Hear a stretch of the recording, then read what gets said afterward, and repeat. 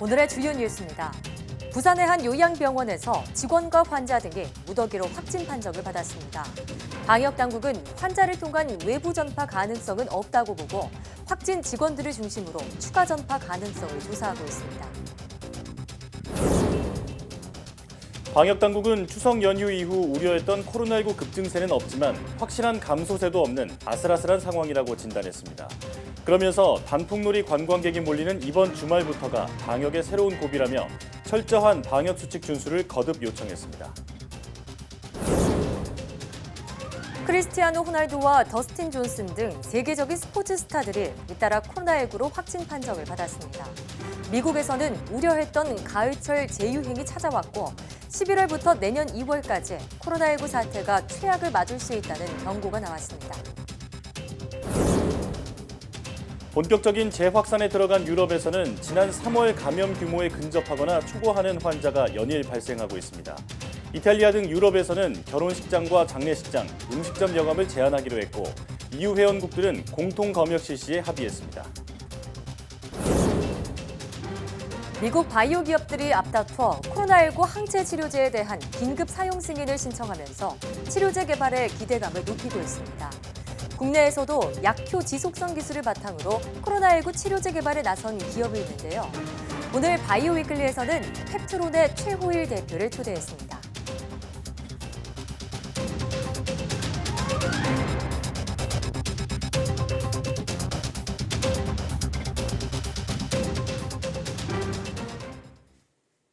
여러분 안녕하십니까? 사이언스 투데이입니다.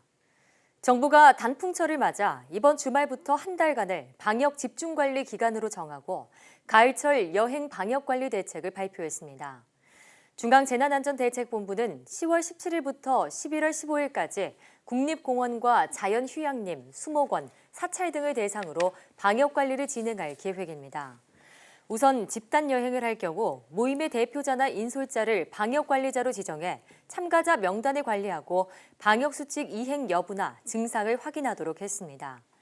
전세버스 운송사업자는 전자출입 명부 등을 통해 탑승객 명단을 의무적으로 관리해야 하고 버스 안에서 춤을 추거나 노래하다 적발될 경우 여객법에 따라 사업 정지 등 엄정히 처벌할 계획입니다. 주요 휴양림과 수목원 등에서는 사전 예약제를 실시해 이용 인원을 조정합니다. 정부는 지자체와 함께 주요 관광지에 방역 인력을 배치해 방역 수칙을 지도할 계획입니다. 코로나19 환자가 계속 나오고 있는 수도권을 중심으로 노인병원과 정신병원 종사자 등에 대한 전수검사가 진행될 예정입니다. 중앙재난안전대책본부는 수도권은 확진자가 꾸준히 나오고 있어 고위험군이 몰린 요양병원과 요양시설, 정신병원과 시설 등을 대상으로 종사자 전수검사를 계획하고 있다고 밝혔습니다. 또 노인 주간 보호시설 이용자도 전수검사를 진행할 방침입니다. 이번 전수검사 대상자는 모두 16만 명에 달합니다. 다만 검사를 진행해도 확진자가 다 걸러지지 않을 수 있는 한계도 있습니다. 중대본은 당일 진단검사에서 음성 판정을 받아도 이틀 뒤 양성이 될 수 있어 어떤 식으로 검사할지 검토하고 있다고 설명했습니다. 사회적 거리 두기가 1단계로 완화된 가운데 방역당국이 서울 강남 일대 클럽과 룸살롱을 비롯한 유흥업소와 대형 음식점 등을 단속했습니다. 마스크를 쓰지 않는 등 방역수칙 위반이 곳곳에서 적발되면서 실랑이가 벌어지기도 했고 단속의 한계 또한 있었습니다. 우철희 기자가 단속 현장을 동행 취재했습니다. 서울시청 직원과 경찰이 한 노래방에 들이닥칩니다. 업소 관계자들이 반드시 써야 할 마스크를 쓰지 않고 있다가 딱 걸렸습니다. 사업주 종사자 마스크 착용해야 되는데 선생님들 지금 다 안 착용 안 하셨어요, 맞죠? 뒤늦게 마스크를 써보지만 집합 금지를 관할구청에 의뢰하겠다는 시청 측의 완강한 태도에 이내 볼멘 소리가 터져나옵니다. 인정하는데 솔직히 지금 월세도 2달 동안 다 밀려있는 상태고 너무 지금 상황이 좀 많이 힘든 상황인데 이번에는 대형 음식점들로 발길을 옮겼습니다. 전자 출입 명부를 인식하는 태블릿 PC 전원을 아예 꺼놨다가 부랴부랴 켜는 곳이 있는가 하면 이거 이렇게 꺼두시면 안 되죠. 손님 오시는데. 전자 출입 명부와 수기 명부를 부실하게 관리하다가 실제 손님 숫자와 맞지 않은 것이 드러나자 실랑이가 벌어지기도 합니다. 해봐야 지금 4분 계셔야 되는데 25분 계시죠? 명부 작성을 소홀히 하고 계시네요. 이제 단계가 내려갔는데 뭐 이렇게 해라 저렇게 해라 안내도 없고 저희도 지금까지 계속 철저히 하다. 시끄러운 음악들 속에 사람들로 북적북적한 클럽과 감성 주점도 점검에 나섰습니다. 구석구석을 돌아보지만 마스크 미착용 등 위반 사항은 찾지 못했습니다. 전자 출입 명부 작성과 4제곱미터당 1명씩 출입 제한 인원 준수, 휴식 시간 적용 등 방역 수칙 준수를 당부했습니다. 1시간당 10분, 3시간당 30분 휴식 시간을 줘야 돼요. 저희는 1시간이 아니고 50분 플레이, 10분 휴식으로. 저녁 8시부터 서울 강남 일대 음식점과 카페, 노래방, 룸살롱, 클럽 등 180여 곳을 단속해서 마스크 착용과 출입 명부 관리, 테이블 거리두기 위반 등으로 5곳이 적발됐습니다. 자정을 훌쩍 넘긴 지금 이 시각까지 시청과 구청, 경찰이 함께하는 대대적인 단속이 이어졌습니다. 제 뒤에 있는 클럽을 비롯한 유흥업소 등이 방역수칙을 잘 지키는지 하나하나 확인하겠다는 건데 한계도 있었습니다. 특히 룸살롱의 경우 사생활 노출 등의 이유로 마스크 착용이나 출입 명부와 실제 손님 일치 여부 등을 방마다 확인하기 어려웠습니다. 유흥이라든가 음식점에 대해서 지속적으로 점검을 하고 있고요. 그리고 좀 미비한 건 저희가 계속 개선해 나가면서 계속 홍보나 점검할 계획입니다. 2달 만에 유흥업소 등의 집합 금지 명령이 풀렸지만 실시간으로 구석구석에 행정력이 미치긴 어려운 만큼 겨우 되찾은 일상을 누리기 위해서는 결국 국민 개개인과 업소 측의 방역수칙 준수 노력이 절실해 보입니다. YTN 우철입니다.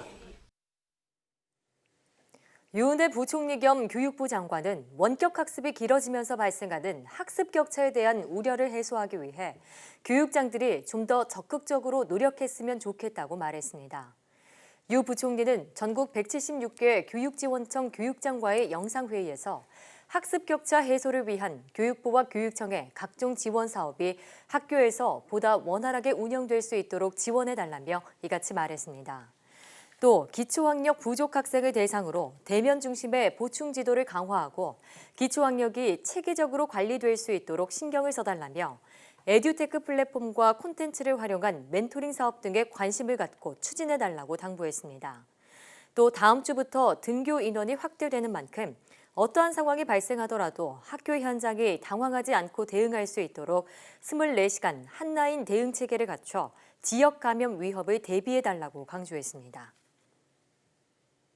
사회적 거리두기 1단계에서 돌잔치나 회가변 뷔페 예약을 취소할 경우 위약금의 20%를 감면받을 수 있게 됩니다. 공정거래위원회는 여행, 항공, 숙박, 외식 서비스업 4개 분야에서 소비자 분쟁 해결 기준 개정안을 마련해 23일까지 행정 예고한다고 밝혔습니다. 개정안은 사회적 거리두기 1단계에서 뷔페 등 연회시설 예약을 취소하면 위약금 20%를 감면하고 뷔페 운영이 중단되는 2단계 상황에선 위약금 없이 취소할 수 있도록 했습니다. 또 뷔페처럼 아예 운영이 중단된 곳이 아니더라도 거리두기 2단계에 연회시설을 제대로 이용하는 게 어려울 때는 취소 위약금의 40%를 감경하기로 했습니다. 여행, 숙박, 항공 분야에서도 거리두기 3단계 조치나 특별 재난지역 선포 등의 상황에선 위약금 없이 계약을 취소할 수 있도록 하고 2단계 상황에선 위약금을 50%까지 감면하도록 했습니다. 현대차 정의선 수석 부회장이 회장에 취임했습니다. 2000년 정몽구 명예회장이 현대차 그룹을 출범한 뒤 20년 만에 총수 교체인데요. 3세 경영 시대가 본격적으로 열리게 됐습니다. 보도에 이지은 기자입니다. 정의선 현대차 수석 부회장이 회장 자리에 올랐습니다. 이사회를 통해 그동안 우리 그룹을 이끌어주신 정몽구 회장님을 명예회장님으로 추대하고 제가 현대자동차그룹 회장직을 맡게 되었음을 알려드리고자 합니다. 아버지 정몽구 명예회장의 뜻에 따른 것으로 2000년 이후 20년 만에 총수 교체입니다. 지난 7월 대장기 실염으로 입원한 정몽구 명예회장은 계속 병원에서 치료 중이며 건강은 차츰 회복 중인 것으로 알려졌습니다. 정의선 신임 회장은 현대그룹 창업자 정주영 회장과 현대차를 세계 5위 자동차 회사로 만든 정몽구 명예회장의 경영 철학을 계승하겠다는 뜻을 강조했습니다. 두 분께서 이룩하신 숭고한 업적과 기업가 정신을 이어받아 국가 경제에 기여하고 더 나아가 인류의 행복에 공헌하는 현대자동차그룹의 새로운 미래를 여러분과 함께 만들어 나가고자 합니다. 현대가 장손인 정의선 회장은 1970년생으로 고려대와 미국 샌프란시스코 경영대학원을 졸업했습니다. 2005년에는 어려움을 겪던 기아차 사장을 맡아 디자인 경영으로 위기를 이겨냈고 재작년부터는 수석 부회장으로 전기차와 수소차, 자율주행 등의 사업을 주도하며 현대차 그룹을 진두지휘해왔습니다. 이제 공식적으로 3세 경영 시대를 연 정 회장 앞에는 지배구조 개편 등 풀어야 할 과제들이 쌓여 있습니다. 글로비스와 현대모비스의 합병 분할을 통한 지배구조 개편이 브레이크가 걸리면서 실질은 지배구조 개편이 불발되었고 경영권 확보도 아직 되지 않은 상태에서 회장 타이틀을 달았기 때문에 향후 경영권 확보를 위한 지배구조 개편을 어떻게 할 것인가. 또 전 세계에서 7만 대 넘는 리콜 사태를 불러온 코나 전기차 배터리 화재와 중고차 매매 시장 진출을 둘러싼 갈등 문제 등도 해결해야 합니다. 격변의 시기 재계 2위 현대차 그룹을 이끌게 된 정의선 회장은 미래 산업 생태계를 주도하기 위한 도전을 이어가겠다는 계획입니다. YTN 이준입니다. 통계청이 15일부터 2020 인구주택 총조사를 시작합니다. 인구주택 총조사는 특정 시점에 대한민국에 거주하는 내외국인을 대상으로 인구와 가구, 주택에 관한 종합적인 정보를 파악해 제공하는 통계입니다. 올해는 사회 변화상을 반영해 반려동물과 활동제약 돌봄, 1인 가구 사유 등의 항목이 추가됐습니다. 인구주택 총조사는 행정자료를 활용한 등록 센서스 방식의 전수조사와 국민 20%를 대상으로 하는 표본조사로 나뉩니다. 표본으로 선정된 가구는 우편으로 받은 조사 안내문의 참여 번호로 15일부터 31일까지 인터넷과 모바일, 전화로 응하면 됩니다. 참여한 가구에는 추첨을 통해 3만 원 상당의 모바일 상품권이 제공됩니다. 문화체육관광부는 현재 30% 수준인 프로스포츠 관중 입장을 다음 달에는 50%까지 확대하는 방안을 추진한다고 발표했습니다. 문체부는 다만 코로나19와 관람 질서 안정화 추이에 따라 관계기관 협의를 거친다는 단서를 달았습니다. 또 입장 시 발열 체크와 마스크 착용, 전좌석 지정 좌석제와 전자 출입명부 작성, 관중석 취식 금지와 육성 응원 자제 등 방역 지침 준수를 당부했습니다. 프로야구와 프로축구 등은 올해 무관중으로 개막했으며 지난 12일 사회적 거리 두기가 1단계로 하향 조정되면서 최대 30%까지 관중을 받고 있습니다.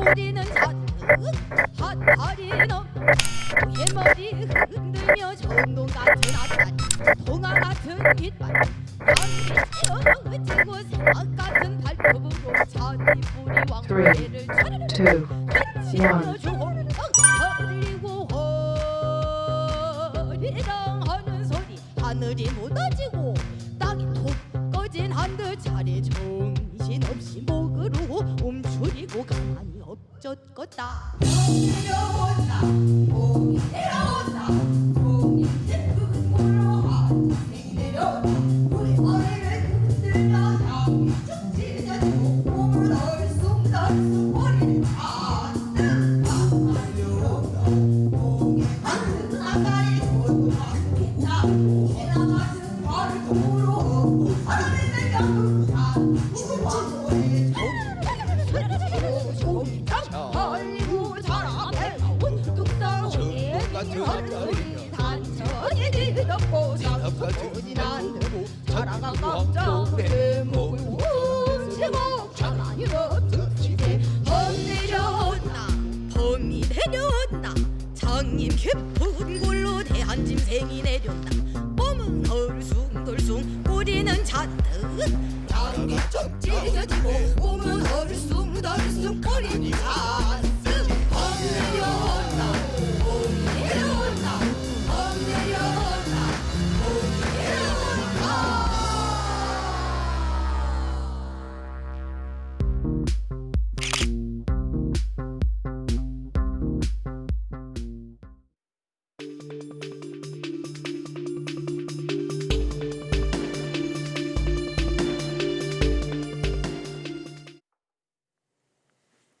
(14일) 0시 기준 신규 확진자가 84명으로 다시 두 자릿수로 집계됐습니다. 하지만 부산의 한 요양병원에서 50명이 넘는 집단 감염이 발생하고 해외 유입이 크게 늘면서 긴장감이 다시 커지고 있는데요. 해외에서는 백신과 치료제 개발이 잇따라 중단됐다는 소식이 들려왔습니다. 고려대학교 학학대학 김정기 교수와 자세히 알아보겠습니다. 전화로 연결돼 있습니다. 교수님 나와 계십니까? 네, 안녕하세요. 네. 월요일에 거리두기가 1단계로 완화된 직후부터 공교롭게도 확진자가 100명 안팎을 넘나들고 있습니다. 국민의 불안감이 큰 상황인데 지금 상황 어떻게 보고 계십니까?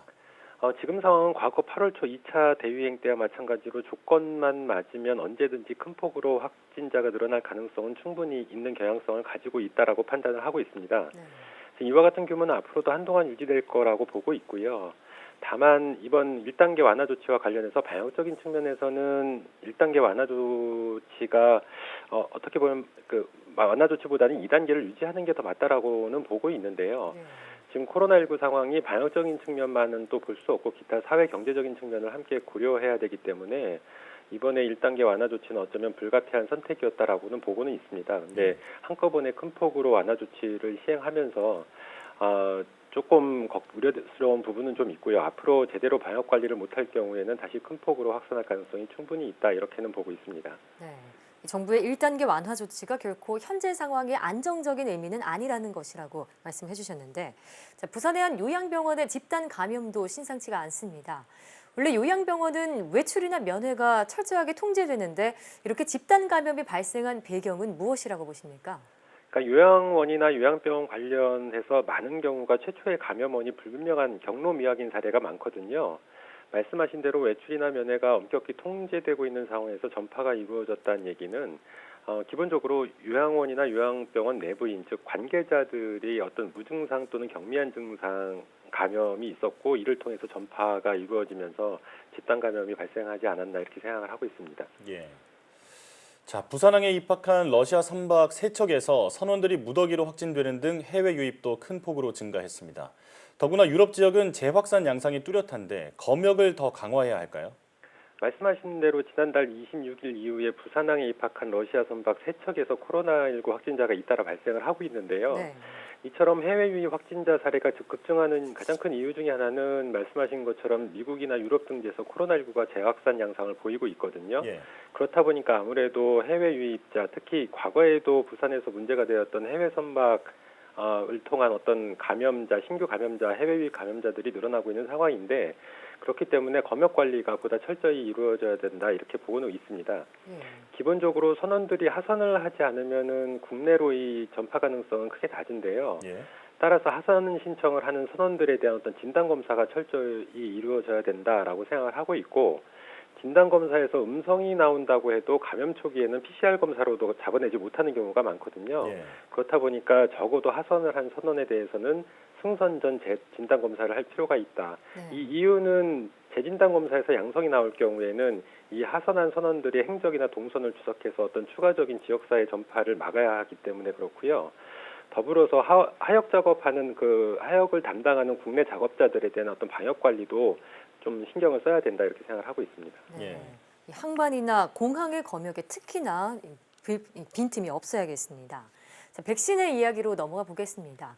미 존슨앤존슨사의 백신 임상 3상이 부작용 의심 사례로 중단됐는데요. 앞서 화이자나 아스트라제네카 등에서도 백신 부작용이 보고되면서 연내 백신 개발이 어렵다는 전망이 나오고 있습니다. 어떻게 보고 계십니까? 글쎄요, 이번에 계속 잇따라서 백신의 어떤 부작용 의심 사례들이 발생을 하고 있는데 이번 말씀하신 존슨앤존슨의 경우에는 아직까지 정확하게 어떤 부작용이 발생을 했는지가 알려지지 않고 있거든요. 다만 그냥 이상의 중대한 이상 반응이라고만 알려져 있기 때문에 이 부분에 대한 어떤 정확한 결과들이 나와 봐야지만 향후의 어떤 상용화 가능성에 대해서 좀 언급을 할 수가 있을 것 같고요. 일단 이러한 부작용 의심 사례는 차치하고라도 좀 최근에 이제 미국 FDA에서 백신 승인에 대한 기준을 보다 엄격히 관리를 하게 되면서 연내에 코로나19 백신이 승인될 가능성은 좀 낮지 않나 이렇게 생각은 하고 있습니다. 네. 국내의 경우에는 제넥신이 개발 중인 백신 후보 물질이 동물 실험에서 효능을 확인했습니다. 하지만 아직 전임상 단계라서 갈 길이 먼 상황인데요. 다른 나라에 뒤처지는 것 아니냐 이런 우려도 있습니다. 어떻게 생각하십니까? 글쎄요, 제넥신 백신 같은 경우에는 일단 말씀하신 대로 영장류 그 전임상, 비임상 시험에서 그 효능이 상당히 좋았다라고 평가가 되고 있고, 네. 다만 현재 임상일상 진행 중이었는데 아직 결과는 안 나왔거든요. 네. 그래서 이 부분에 대한 결과들이 나와봐야지만 좀 알 수 있다라고 생각을 하고 있습니다. 다만 최근에 보도된 바에 따르면 그 제넥신 백신이 그 긴급 사용 승인을 신청할 시점이 내년 3분기로 지금 예상을 하고 있거든요. 네. 그래서 다소 좀 지연되는 좀 늦은 감이 좀 있지 않나 이런 생각은 가지고 있는데, 어쨌든 그 임상 시험이 진행되는 상황에 따라서 앞당겨질 수도 있지 않을까라는 기대는 가지고 있습니다. 근데 상용화 시기보다는 제대로 된 효능이나 안전성 검증이 무엇보다 중요하기 때문에 이러한 부분에 대한 검증이 상용화 시점보다는 더 중요하다, 이렇게는 보고 있습니다. 예, 설사 조금 늦더라도 안정성이 확실한 백신이 나오기를 기대해 보겠습니다. 트럼프 대통령이 투여받았던 항체 치료제 제조사인 미국의 리 제네론이 긴급 사용 승인을 신청했습니다. 항체 치료제 승인 가능성 어떻게 보십니까? 말씀하신 대로 지금 이번에 긴급 승인한 항체 치료제 같은 경우에는 트럼프 대통령이 투여받았고, 실제로 플라시보 효과인지는 정확히 모르는데 이제 트럼프 대통령 본인이 느꼈던 그러니까 투여 이후 자각 효능도 좋았다라고 보도되고 있거든요. 아직 임상 3상 진행 중이라서 이 임상 3상이 종료가 돼야지만 정확하게는 판단을 할 수가 있는데, 만약에 어느 정도의 효능만 확보가 된다면 물론 안전성 검증도 하겠지만 항체 치료제는 다른 화학약물보다는 부작용이 크지 않기 때문에 긴급 사용을 받지 않을까, 이런 생각은 가지고 있습니다. 네, 이렇게 백신과 치료제 소식 살펴봤고요. 가을철로 접어들면서 기온과 습도가 낮아져 바이러스 생존이 길어질 우려가 나옵니다. 환기나 소독 혹은 습도 조절 등 생활 방역은 어떻게 해야 할까요? 기본적으로 일단 환기나 습도 조절은 코로나19가 아니더라도 환절기 호흡기 질환 관리에 중요하기 때문에 이런 부분에 대한 관리는 필요하다고 생각을 하고 있습니다. 네, 가장 중요한 것은 감기나 독감 등 환절기 또는 겨울철 호흡기 질환 관리에 신경을 쓰셔야 하지만 코로나19와의 어떤 감염 혼동 가능성을 줄일 수가 있고요. 그렇기 때문에 환절기 면역력 관리에 보다 세심한 주의가 필요하다, 이렇게 생각을 하고 있습니다. 그래서 면역력 관리를 위해서는 잘 아시는 것처럼 몸을 피로하지 않게 하는 게 가장 중요하고요. 지나친 음주나 흡연을 피하시고 영양도 보충에 신경을 쓰셔야 된다, 이렇게 생각을 하고 있습니다. 근데 무엇보다 기본적으로 중요한 것은 현재 사회적 거리두기 1단계라고 하더라도 아직도 지금 경로 이상의 사례가 20% 가깝게 발생을 하고 있기 때문에 다수가 모이는 곳은 피하시고 항상 마스크 착용에 신경을 쓰셔야 된다라는 말씀을 드리고 싶습니다. 예. 오늘도 코로나19 현황 살펴봤습니다. 거리두기가 1단계로 완화됐는데 자율성이 커진 만큼 책임 있는 자세로 방역에 협조해야겠습니다. 지금까지 고려대학교 약학대학 김정기 교수와 함께했습니다. 오늘 말씀 고맙습니다. 감사합니다.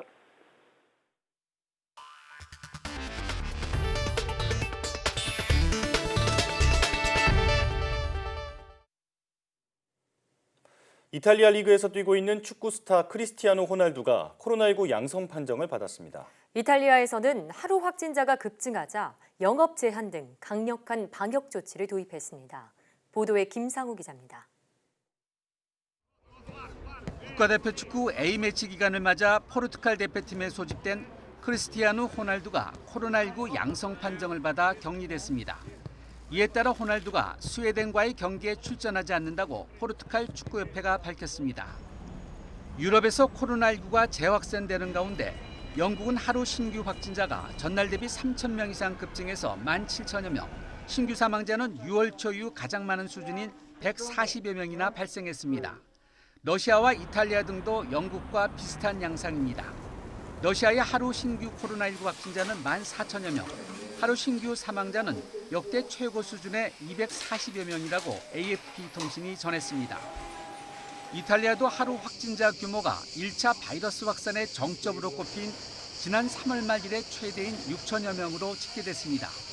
이탈리아 당국은 결혼과 장례식의 인원을 제한하고 음식점 영업을 자정까지만 허용하는 등의 규제에 들어갔습니다. Io ho firmato il nuovo DPCM che introduce le nuove misure restrittive, misure che ci consentiranno di affrontare questa nuova fase della pandemia. 이렇게 유럽에서 코로나19가 확산되는 것과 관련해서 유럽연합 EU 회원국들은 신호등 색깔의 EU 코로나 발병 상황 지도를 매주 발간해서 공통의 검역 조치를 시행하기로 합의했습니다. YTN 김상호입니다. 독일 인구가 코로나19로 순이민이 줄면서 10년 만에 감소세로 전환했습니다. 13일 독일 연방통계청에 따르면 올해 6월 말 현재 독일의 인구는 8,310만 명으로 지난해 연말보다 전체 인구의 0.05%인 약 4만 명이 감소했다고 독일 언론이 전했습니다. 독일 인구가 감소한 것은 2010년 상반기 이후 10년 만으로 코로나19 대유행으로 독일로의 이민이 줄었기 때문입니다. 독일 인구는 2015년 난민 위기 때는 71만여 명이나 급증하기도 했지만 올해 상반기에는 이민이 7만 4천 명에 그쳤습니다. 반면 같은 기간 독일 내 사망자가 출생자를 11만 2천 명 넘어서 이민자가 인구 자연 감소분을 메우지 못하면서 독일 인구는 감소세로 전환했습니다. 코로나19에 재감염된 뒤 숨진 사례가 전 세계에서 처음으로 확인됐습니다. 미 CNN 방송은 현지 시각 13일 의학저널 임상감염병에 게재된 연구 논문을 인용해 골수암 투병 중이던 네덜란드에 사는 89살 여성이 코로나19에 재감염된 뒤 숨진 사례를 보도했습니다. CNN은 재감염 사망자로는 첫 사례라고 전했습니다. 이 여성은 코로나19 확진 판정을 받고 입원 치료를 받은 지 5일 만에 기침과 고열 등의 증상이 호전돼 퇴원했습니다. 이후 약 50일 뒤 지병인 골수암 항암 치료를 다시 받던 중 고열과 기침, 호흡곤란 증세 등을 호소하다가 결국 두 번째 확진 판정을 받았고 이후 상태가 악화한 지 2주 만에 숨을 거두었습니다. 두 차례에 걸친 감염에서 유전적 구성이 각기 다른 바이러스가 검출돼 첫 번째 감염이 지속된 게 아니라 재감염이 확실하다고 연구진은 판단하고 있습니다. 이번 사례를 계기로 첫 감염 후 생긴 면역과 항체, 장기 지속 여부를 놓고 논란이 일 것으로 보입니다. 미국에서는 50개 주 가운데 무려 33개 주에서 코로나19 신규 확진자가 다시 늘고 있습니다. 보건 전문가들은 지난달 초 2만 명대였던 신규 확진자가 최근 5만 명대로 늘었다며 미국에서 우려하던 가을철 재유행이 시작됐다고 진단했습니다. 보도에 김형근 기자입니다. 미국 위스콘신주는 코로나19 재확산으로 주 전체가 비상입니다. 신규 확진자와 사망자 수가 코로나 사태 이후 가장 많은 수준까지 늘었습니다. 이번 환자가 급증하면서 병상도 80-90%가 찼습니다. 4 weeks ago, I had 13 COVID patients in our hospitals. Today, I have 64. That's a six-fold increase in the number of people admitted. 95% of my beds are full.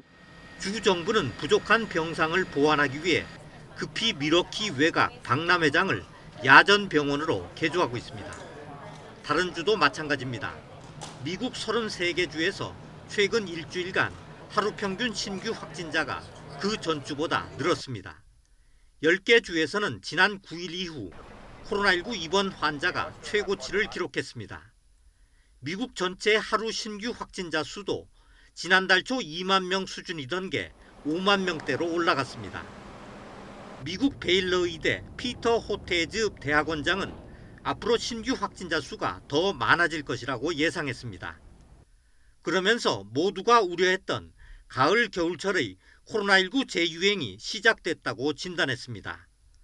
다른 보건 전문가들도 코로나19 환자의 급증으로 병원이 다시 환자를 감당할 수 없게 되는 상황이 닥칠 수 있다고 경고했습니다. Getting to the point where it's going to be full, we have gridlock and we won't be able to take patients in. They'll just be stacking in the ERs. 보건 전문가들은 11월부터 내년 2월까지 이어지는 올 겨울이 미국에서 최악의 시간이 될 수 있다며 이에 대한 대비를 촉구했습니다. YTN 김영근입니다. 코로나19 확산의 여파로 미국의 올해 봄, 여름 사망자가 예년보다 22만여 명이나 늘었다는 연구 결과가 나왔습니다.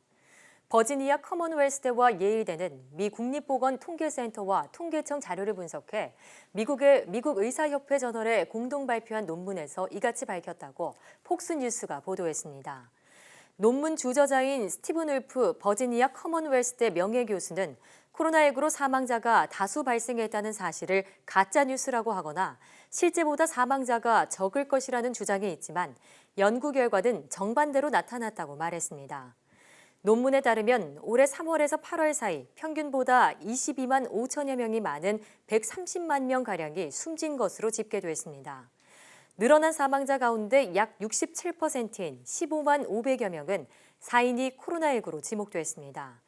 또 같은 기간 심장병이나 치매처럼 코로나19와는 상관없는 사망 원인도 급증한 것으로 나타났습니다. 도널드 트럼프 미국 대통령이 코로나19 대응에 있어 미국에서 가장 신뢰받고 있는 앤서니 파우치 국립알레르기 전염병 연구소장을 트윗으로 조롱했습니다. 트럼프 대통령은 현지 시각 13일 트위터에 파우치의 공 던지는 팔이 그의 예언들보다 훨씬 더 정확하다고 올렸습니다. 이는 파우치 소장이 지난 7월 미국 프로야구 메이저리그 개막전에서 시구한 것을 거론해 코로나19 관련 전망과 대응이 부실했다고 비꼰 셈입니다. 트럼프 대통령은 그러면서 트럼프가 맞았다. 우리는 200만 명의 미국인 목숨을 구했다라고 자화자찬했습니다. 미국 백악관이 코로나19 확산을 둘러싸고 집단 면역을 전략으로 삼는 방안을 지속적으로 검토하는 것으로 관측됐습니다.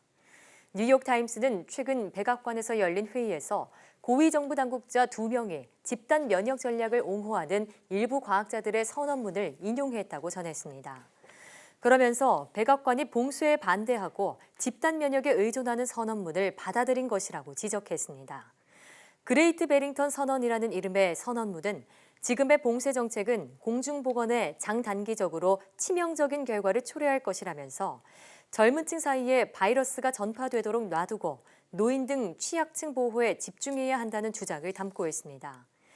이와 관련해 세계보건기구 WHO의 테워드로스 거브러여수스 사무총장은 집단 면역은 바이러스로부터 사람들을 보호하면서 달성할 수 있는 것이지 바이러스에 노출해서 얻는 게 아니라면서 위험한 바이러스를 자유롭게 놔두는 것은 비윤리적이라고 지적했습니다.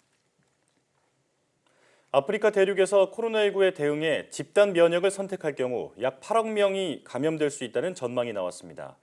영국 BBC 방송은 13일 아프리카 질병통제예방센터를 인용해 아프리카에서 별다른 방역 조치 없이 집단 면역을 추진한다면 최대 8억 4천만 명이 감염될 가능성이 있다고 보도했습니다.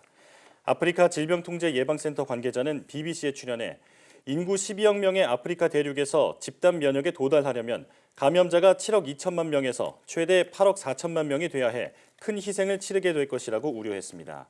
이 관계자는 이어 백신이 없다면 취약한 보건체계로 감염자가 크게 늘 것이며 아프리카의 병원은 환자로 넘쳐날 것이라고 전망했습니다. BBC는 이런 시나리오대로라면 감염자의 1%인 840만 명의 목숨이 위태로워질 수 있다고 내다봤습니다.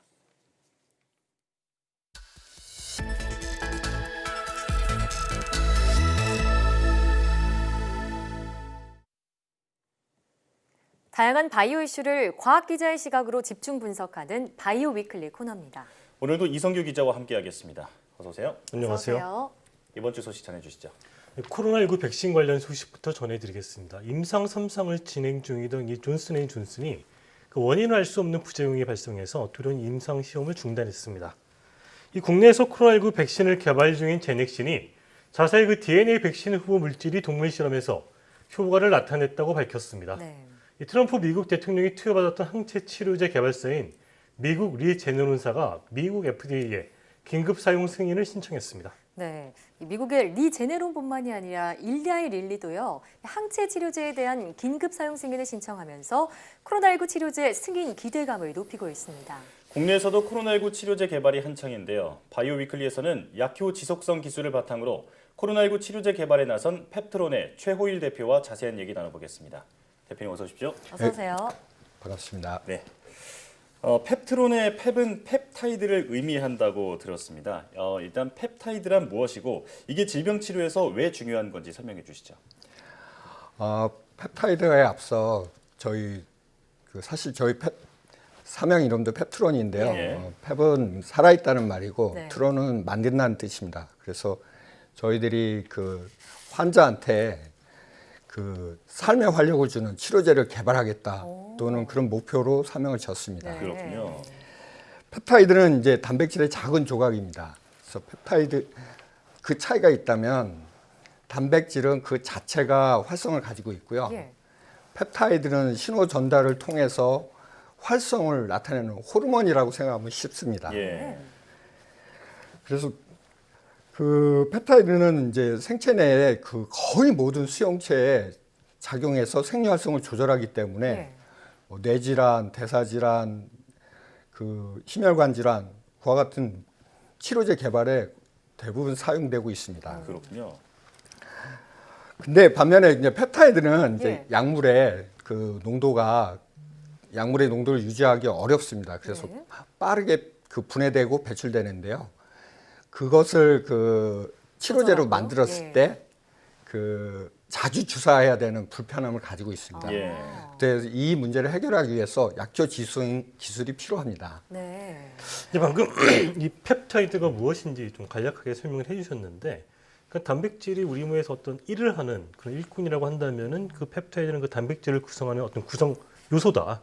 근데 이게 어떤 그 신호를 받아서 활성이 되기 때문에 우리 인체 내에서 뭐 생리 활성 물질로 역할을 하고 뭐 이렇게 신경 질환이나 대사 질환에 유용하게 쓰일 수가 있다. 여기까지 설명을 해주셨고, 다만 이 펩타이드가 빨리 분해가 되기 때문에 이걸 어떤 효과를 늘리기 위해서 어떤 특수한 기술이 필요한데, 그걸 우리가 이제 약효 지속성 기술이라고 표현을 하잖아요. 네네. 근데 펩트론도 그 약효 지속성 기술을 보유하고 있는 것을 알려졌잖아요. 어떤 기술인지 좀 구체적으로 설명 좀 부탁드리겠습니다. 일단 약효 지속성 기술이라는 걸 먼저 설명해야 될 필요가 있는데요. 네. 그 약효 지속성 기술이란 그러니까 1회 투여로 뭐 일주일, 네. 뭐 한 달, 3개월 그 이상을 그 약효가 지속되는 기간을 늘리는 기술을 말합니다. 약효가 장기간 지속될 수 있도록요. 네네. 네. 그래서 펩트론이 보유하고 있는 약효 지속성 기술은 네. 그 스마트 디포라고 해서 그 약물과 그 생체 분해성 고분자를 사용해서 네. 그 생체 내에서 방출 기간 또는 방출 형태를 설계한 다음에 네. 저희들이 독자 개발한 초음파 분무 노즐 기술을 이용해서 그 설계된 미립구를 만드는 기술을 말합니다. 예. 그래서 어느 때 많이 쓰이냐면 그 약효를 증진하기 위해서 네. 그 혈액 내에서 농도를 일정하게 있을 때, 그 다음에 어떤 파킨슨이나 치매와 같이 그 자주 주사해야 되는데 예. 그 주사의 수를 줄일 때, 예. 그럴 때 많이 사용되고 있습니다. 그렇군요. 이제 다음 질문에 넘어가기에 앞서서 지금 이 약효 지속성 기술이라는 게 예를 들면은 뭐 주사를 3번 맞아야 되는 환자가 한 번 정도 치료받을 수 있다, 뭐 이런 기술인 거잖아요. 그럼 환자 입장에서는 굉장히 판식이 높아진 건데, 이게 어떤 전 세계적으로도 그런 굉장히 좀 이렇게 눈도가 많이 들릴 것 같거든요. 뭐 어떤 상황인가요?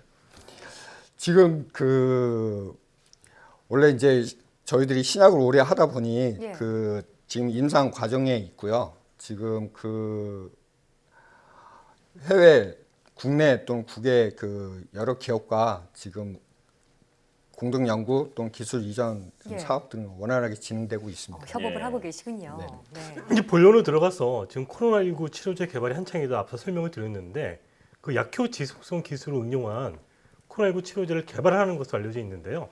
주로 어떤 내용인지 좀 말씀 부탁드리겠습니다.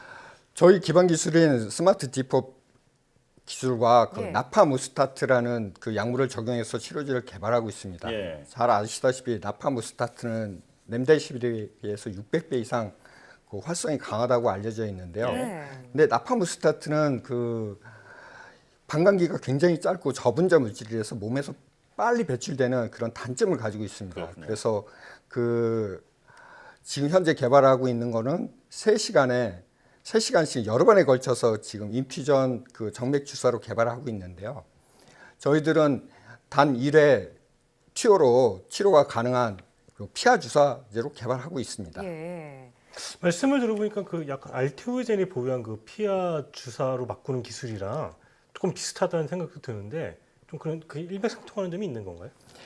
그 저희들이 가지고 있는 기술은 뭐냐면 피하에다가 일단 어느 정도의 약물을 집어넣고요. 그게 시간에 따라서 그 혈액으로 또는 그 질환 부위로 이동하도록 생체 시스템하고 동일한 그런 원리를 가지고 그 개발하고 있습니다. 그렇군요. 예. 저렇게 약물을 지속적으로 전달할 수 있는 기술로 코로나19 대응에도 나서고 있다고 말씀해 주셨고요. 또 지금 젊은 여성층에 빠르게 확산 중인 유방암 중에서도 3중 음성 유방암이 현재 화제입니다. 기존 약물로는 치료가 좀 어려운 난치성 질환으로 알려져 있는데, 이거와 관련해서도 현재 신약 개발이 이루어지고 있죠. 그 암을 사멸하는 데는 예. 그 암 특이적으로 그 고발현되는 그 표적이 필요합니다. 예. 근데 기존에 사용된 유방암 치료제가 사용하고 있는 그 세 개의 지표가 동시에 없는 암을 3중 음성 유방암이라고 하고요. 그래서 이 암을 치료하기 위해서는 새로운 그 치료제가 필요하겠죠. 표적을 필요합니다. 예. 그래서 저희들이 지금 이 표적에 대해서 새로 선정한 거는 머건C라는 그 표적으로 항체를 개발하고 있고요. 네. 그 항체를 선택한 이유는 그 3중 유방암뿐만 아니라 그 유방암, 폐암, 자궁암 등에서 고발현되는 그 암 특이적인 그 표적이라서 저희들이 선택을 했습니다. 예. 그리고 지금 현재 저희들이 그 전임상 과정인데요. 그 전임상 과정 동안 저희들이 그 확인한 바는 굉장히 정상 조직과 암 조직과의 사이에 그 특이성이 존재하고 그다음에 동물 모델에서 거의 80에서 100% 정도 억제되는 걸 확인했고요. 효능이 확인됐군요. 네네. 그리고 지금 저희들이 최근에 그 항체 생산 관련 그 계약을 맞춰서 지금 GMP 생산 라인을 확보해서 거기가 그 삼바하고 맺은 계약인가요? 네. 그 임상까지 차질 없이 진행될 거라고 생각하고 있습니다. 일단 현재는 전임상 과정이라고 말씀해 주셨고요. 그 3중 음성 유방암 치료제 개발 현황에 대해서 설명해 주셨는데 이제 그 전설의 복서 무하메드 알리가 이 말년에 그 파킨슨병 때문에 이제 고생하다 돌아가셨잖아요. 이제 파킨슨병도 이게 근본적인 치료제가 없어서 사실은 전 세계적으로 이제 이 파킨슨병 치료제 연구가 아주 한창 진행되고 있는데 지금 이제 펩트론도 이 파킨슨병 치료제 개발에 뛰어들었잖아요. 이 치료제는 또 어떻게 작용하는 거고 어떤 내용인 건지 좀 말씀 부탁드리겠습니다. 저희들이 지금 개발하고 있는 거는 지금 그 뇌세포를 보호하는 그 기작을 가지고 있는 그 페타이드 약물을 사용하고 있습니다. 그래서 지금 현재 그 표준 치료제로 레보도파를 사용하고 있는데 그 레보도파는 지금 그 근본적으로 치료제는 아니고요. 그 장기간 복용하면 이상 운동증이라는 것을 유발합니다. 그래서 저희들이 그 개발하고 있는 PT320의 차이점은 이미 사람을 통해서 약효가 확인된 그 약물을 사용하고 있고요. 뇌로 전달되는 효율을 높인 점이 있고 그 다음에 기존 치료제 부작용을 차단한다는 점이 있습니다. 그 다음에 그 2주에 한 번 투여한다는 그 장점도 가지고 있고 이런 차별점을 가지고 있어서 현재 그 근본적인 치료제의 그 가능성을 높다고 판단하고 있습니다. 만약에 이 파킨슨병 지금 치료 물질이 이게 신약으로 승인이 될 경우에는 퍼스트인 클래스 될 가능성이 커 보이는데 임상은 어느 정도 진행이 지금 되고 있는 건가요? 지금 현재 국내에서 임상 이상을 진행하고 있고요. 이상이요? 네. 계획 인원의 60% 이상 지금 투여 등 원활하게 진행되고 있습니다. 현재 임상 이상을 진행 중이고 약효는 최대화하고 또 부작용은 최소화할 수 있는 방향으로 개발 중이다 이렇게 말씀해 주셨습니다. 자, 오늘 여러 가지 그 치료제 개발에 대해서 설명을 해주시고 계신데 가장 빠르게 승인이 날 것으로 예상하시는 신약 후보 물질은 어떤 건지 그리고 또 향후에 그 추가 신약 개발 계획이 있다면 어떤 것이 있는지 설명 부탁드리겠습니다. 지금 신약으로서 빨리 그 승인될 수 있는 거는 지금 그 임상 이상 진행 중인 PT320의 파킨슨 치료제입니다. 그래서 저희들이 국내 그 14만 명의 파킨슨 환자, 그다음에 국외 1,000만 명 이상의 파킨슨 환자한테 그 증상 완화제가 아닌 원인적으로 치료할 수 있는 치료제를 제공할 수 있다고 보고요. 그럼 대표께서 예상하시기에는 임상 상상이 마치는 시점은 어느 정도로 보고 계시나요? 지금 저희들이 생각하고 있는 거는 한 2년 반에서 3년 더 생각하고 있습니다. 그렇군요. 자, 그렇다면 이제 향후 추가 신약 개발 계획도 말씀해 주시죠. 저희들이 지금 기반 기술인 펩트릭스라는 기술을 가지고 있고요. 그걸 이용해서 지금 신약 개발을 하고 있습니다. 그래서 지금 그 모세혈관만을 아주 정밀하게 그 제어하는 그 PND3274라는 물질을 발굴했고요. 그다음에 그걸 가지고 지금 그 희귀병 치료제를 개발하고 있습니다. 네, 오늘 대표님께서 설명해 주신 펩타이드와 또 약물 지속성 기술을 바탕으로 앞으로 코로나19를 비롯해서 여러 가지 난치병을 극복하는 표준 치료제가 탄생하기를 기대해 보겠습니다. 자, 오늘은 펩트론 최호희 대표이사 그리고 이성규 기자와 함께했습니다. 나와주셔서 고맙습니다. 네, 감사합니다.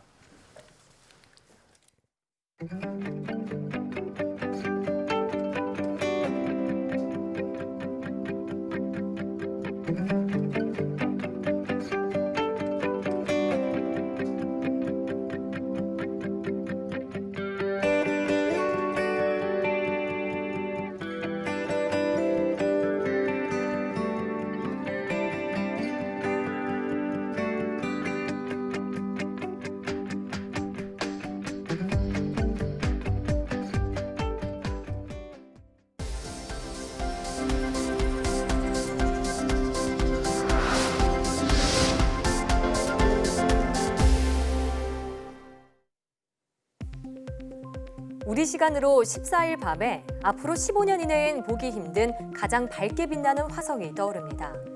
미 항공우주국 나사는 화성이 지구와 6,200만 킬로미터까지 가까이 다가오고 화성과 지구, 태양이 일직선으로 놓이면서 화성이 밤하늘에서 금성 다음으로 밝게 빛날 것이라고 밝혔습니다.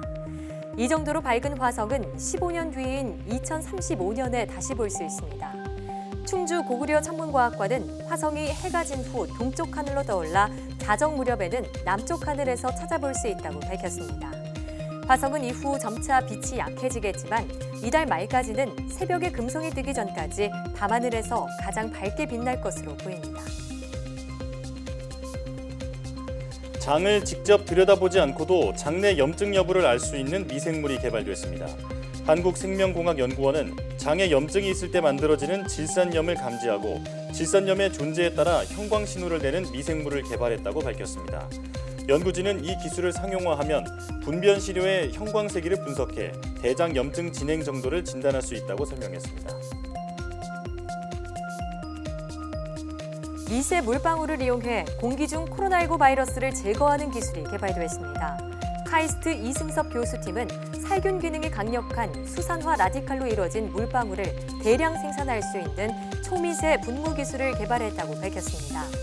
수산화 라디칼은 산화력이 강해 세균과 바이러스를 제거하는 능력이 오존이나 염소보다도 우수하지만 인체에는 해롭지 않습니다. 연구팀은 이 기술을 바탕으로 코로나19 살균용 공기정화기를 개발하고 있다고 말했습니다. 4인용 식탁에 앉을 때 침방울이 가장 많이 튀는 곳은 맞은편이 아니라 옆자리라는 분석이 나왔습니다. 일본 국립이화학연구소는 슈퍼컴퓨터를 활용해 가로 120cm, 세로 60cm의 테이블에 앉은 4명이 마스크를 쓰지 않고 대화하는 상황을 시뮬레이션한 결과 말하는 사람 옆자리로 튀는 침방울 양은 맞은편의 5배였다고 밝혔습니다. 반면 침방울이 가장 적게 튀는 곳은 말하는 사람의 대각선 자리로 옆자리의 20분의 1 수준이었다고 덧붙였습니다. 만성신장 질환자든 기저질환이 없는 사람보다 코로나19 감염 시 사망 위험이 3배 높다는 연구 결과가 나왔습니다. 미 펜실베이니아 주립대 의대 연구팀은 코로나19 감염 사례 6만여 건을 분석한 결과 기저질환 11개 가운데 만성신장 질환이 사망 위험을 가장 크게 높이는 것으로 나타났다고 밝혔습니다. 이외 심혈관계 질환이나 고혈압, 우혈성 심부전을 앓는 사람은 사망 위험이 2배, 당뇨병이나 암에 걸린 경우는 1.5배 높았습니다.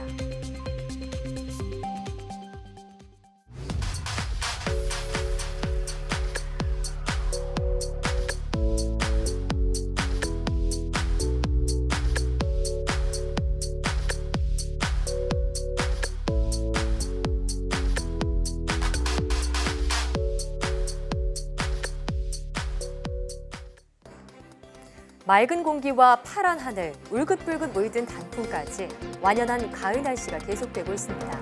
하지만 코로나19 기상도는 그리 좋지 않습니다. 곳곳에서 산발적인 감염이 계속되고 있는데요. 가을을 즐기는 것도 좋지만 코로나19 방역에 빈틈이 없도록 철저히 신경 써야겠습니다. 사이언스 투데이 여기서 마칩니다. 함께해 주신 여러분 고맙습니다.